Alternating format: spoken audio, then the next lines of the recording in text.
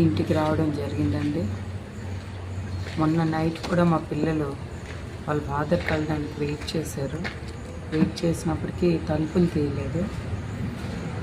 చిన్న పాప కాలేజీకి వెళ్ళిపోవాలని చెప్పేసి వెళ్ళిపోవడం జరిగింది. పెద్ద పాప ఒంటరిగా ఉందని చెప్పేసి నేను తోడొచ్చి నిన్న ఎలాగైనా గేట్లన్నీ తీయించి లోపలికి అనేది మేము ఎంటర్ అవ్వడం జరిగిందండి. మేము ఎంటర్ అయిన తర్వాత శ్రీన్ గారు వాళ్ళ బ్రదరు దుబార్ శ్రీధర్ ఇద్దరు కలిపి వచ్చారు.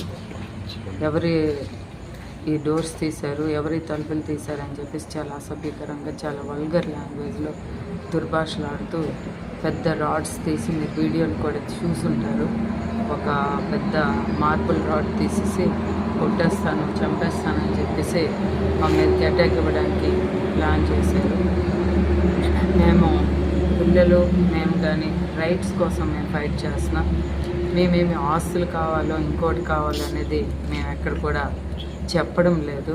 కానీ పదే పదే ప్రెస్సుల దగ్గర అట్లే నేను ఆస్తులు ఇచ్చేసాను, డబ్బులు ఇచ్చేసాను అని చెప్తున్నారు. మాకు ఏ ఆస్తులు కూడా ఇవ్వలేదు. మేము ఆస్తుల మీద కూడా ఆయనకి డిమాండ్ కూడా చేయడం లేదు. ఇక్కడ తప్పుడు వ్యవహారాలు ఈ ఇంట్లో నడుస్తున్నాయి కాబట్టి దానివల్ల మా ఫ్యామిలీ డ్యామేజ్ అవుతుందని ఒక ఆలోచనతో మా పిల్లలు కానీ మేము కానీ ఖండించడం జరుగుతుంది. దాన్ని మేము అబ్జెక్ట్ చేయడం జరుగుతుంది.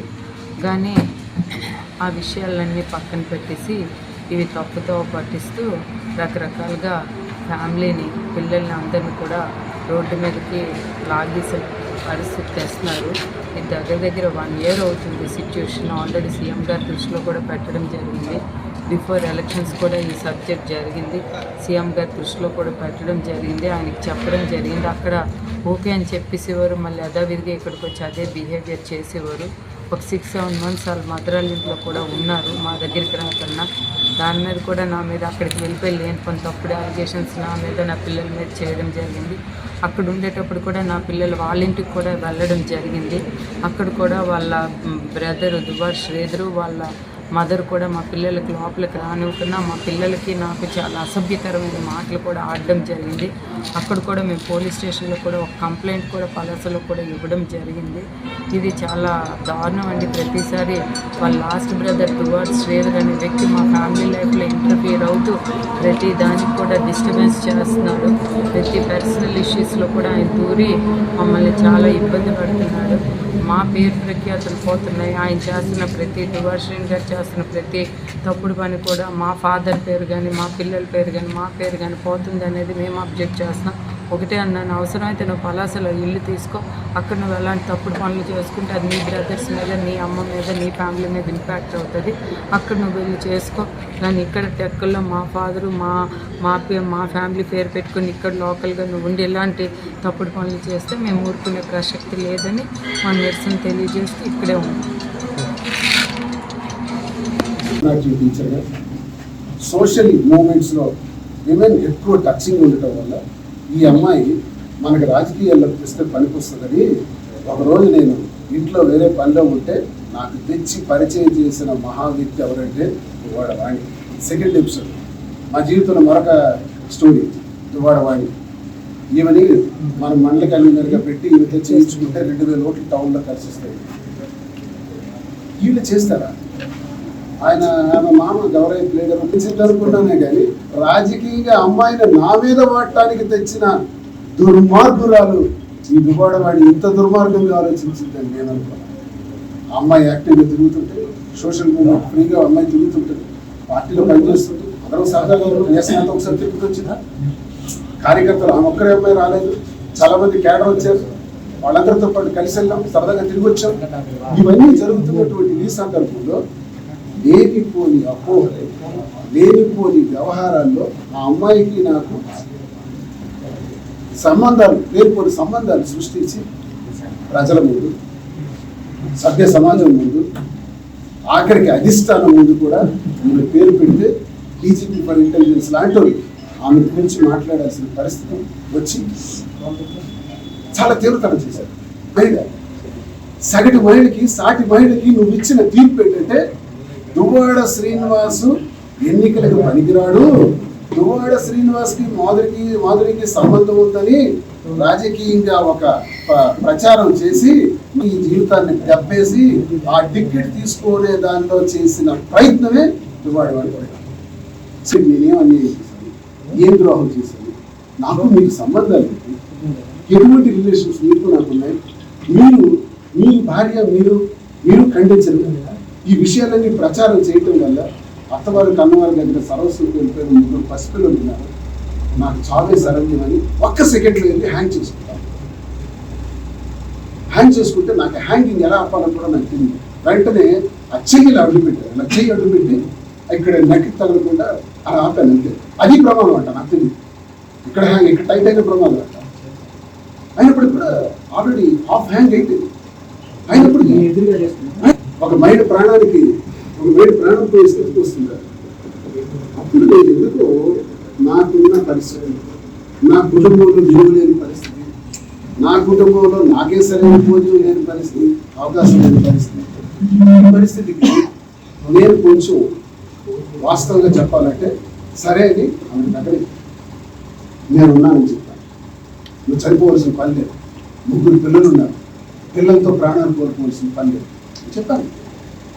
నేను బయటికి వెళ్ళటం నిజమే, క్యాంపులు తిరగటం నిజమే, దేవాలయానికి వెళ్ళటం నిజమే చెప్పాను. ఎస్, నాకేమనిపించిందంటే ఆ క్షణంలో మన కుటుంబం వారు నాశనం అయిపోతున్న చనిపోబోతున్న ఒక అమ్మాయిని కాపాడడం, అండగా నిలబడ్డాం.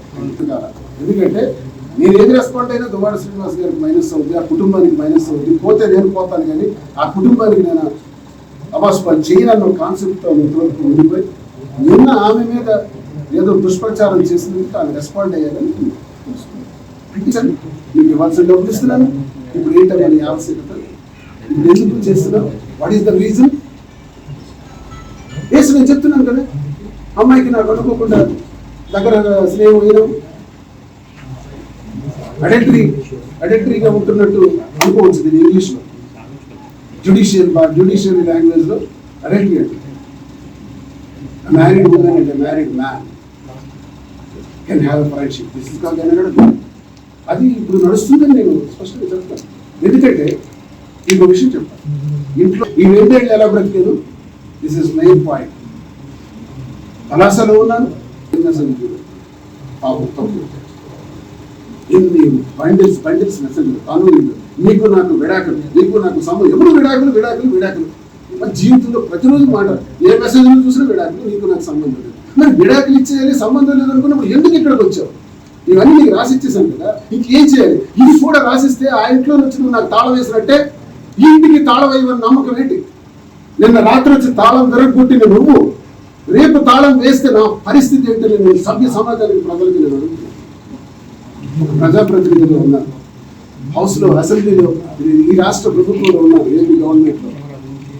ఒక బాధ్యత గల ప్రతినిధిగా 25 సంవత్సరాలు ప్రజలతో నెక్స్ట్ పిటిషన్ పడుతుంది.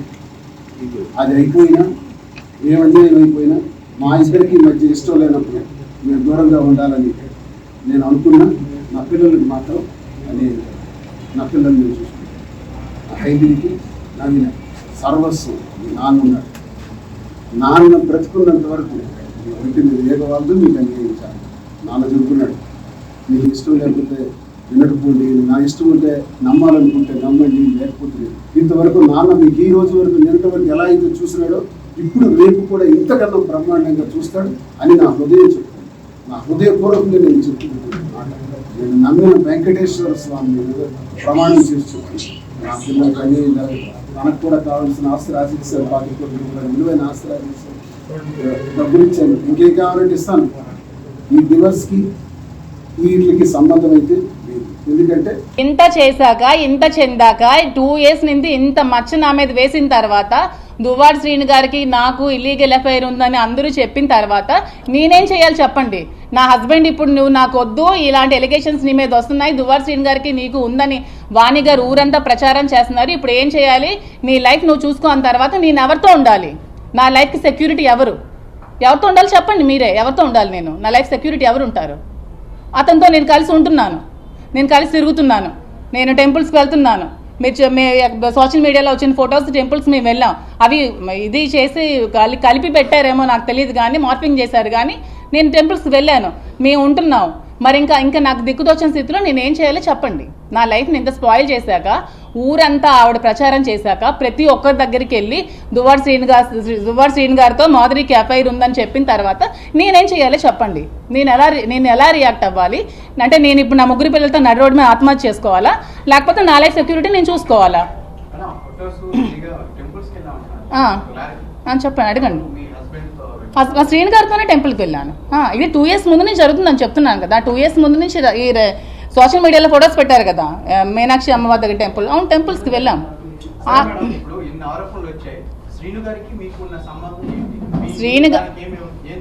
శ్రీను గారు మేమైతే పెళ్లి చేసుకోలేదు. ఎందుకంటే ఇల్లీగల్గా పెళ్లి చేసుకోవడం అనేది చాలా తప్పు. ఎందుకంటే నాకు డైవర్స్ అవ్వలేదు, అతనికి కూడా డైవర్స్ అవ్వలేదు. సో మేము ఎక్కడ కూడా మ్యారేజ్ చేసుకోలేదు. నేను అతనితో ఉంటున్నాను. అతను నాకు ఒక ఫ్రెండ్, ఒక ఫిలాసఫర్, ఒక గైడ్, అన్నీ అతనే నాకు. ఎందుకంటే నేను సూసైడ్ చేసుకోవాల్సిన సిచ్యువేషన్ వచ్చినప్పుడు నువ్వు అలా ఏం చేసుకోవద్దు, నేను ఉన్నాను, నీకు ధైర్యంగా ఉంటాను, నువ్వు అధైర్య పడుకో, నాకు ధైర్యాన్ని ఇచ్చి నన్ను అతను ఒక సెక్యూర్డ్గా ఉంచుతున్నారు. దాంట్లో తప్పేమీ లేదు కదా. నేను వాళ్ళ ఫ్యామిలీలో సహజీవనం ఎలా అవుతుందండి? అడల్టరీ అనుకోవచ్చు కదా. సహజీవనం అనేది పెళ్లి కాని వాళ్ళు చేసేది సహజీవనం అంటారు. పెళ్ళైన ఇద్దరు అమ్మాయి అబ్బాయి చేసేది అడల్టరీ అంటారు. అడల్టరీకి అక్కడ సుప్రీంకోర్టులో కూడా ఇది ఏం లేదు. దాన్ని మీరు అంత ఇష్యూ